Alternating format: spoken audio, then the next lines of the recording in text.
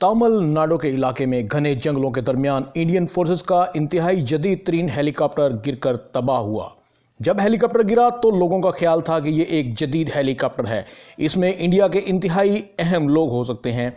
लेकिन जल्द ही ये खबर जंगल की आग की तरह पूरी दुनिया में फैल गई। इंडियन सेना के आला अफसर बिपिन रावत अपनी अहलिया मधुलिका रावत के साथ हेलीकॉप्टर हादसे में हलाक हो गए। लेकिन तहकीकात अभी भी जारी थी। मुआवजा होता है कि अगर कोई बच जाए। उम्मीद की किरण थी कि शायद बिपिन रावत बच जाएं, लेकिन शाम के औकात खबर आई कि बिपिन रावत भी हादसे का शिकार हो गए हैं। जब हम टेक्नोलॉजी पर हद से ज्यादा एतबार कर लेते हैं तो हादसा जन्म लेने लग जाते हैं। यही हुआ बिपिन रावत के साथ। बिपिन रावत दुनिया के जदीद टेक्नोलॉजी से लेस हेलीकॉप्टर में सवार थे, जिसका नाम MI-17 V5 था, जो कि दुनिया का जदीद तरीन हेलीकॉप्टर है। MI-17 V5 वो हेलीकॉप्टर था जिसको बिपिन रावत पसंद करते थे और चाहते थे कि ये हेलीकॉप्टर हिंदुस्तान आए।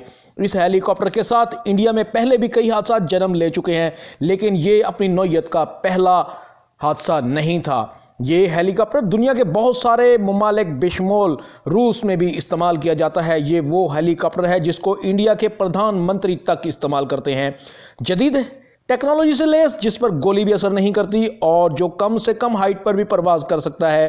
कारगिल की जंग के दौरान इंडिया इसी हेलीकॉप्टर को इस्तेमाल करता रहा है। बहुत तेजी से हमला करने और हथियारों को भी शिफ्ट करने की सलाहियत रखने वाला, जो कि अंदर से देखा जाए तो फैमिली केबन की तरह स्पेस रखता है। कहा जा रहा है कि इस हेलीकॉप्टर के क्रैश होने का जिम्मेदार मौसम, गरज चमक और हद से ज़्यादा एतमाद है। जब मौसम ख़राब था, हालात साजगार नहीं थे, तो मुल्क के आला अफसर को किसने ट्रैवल करने का मशवरा दिया? तहकीकात जारी हैं।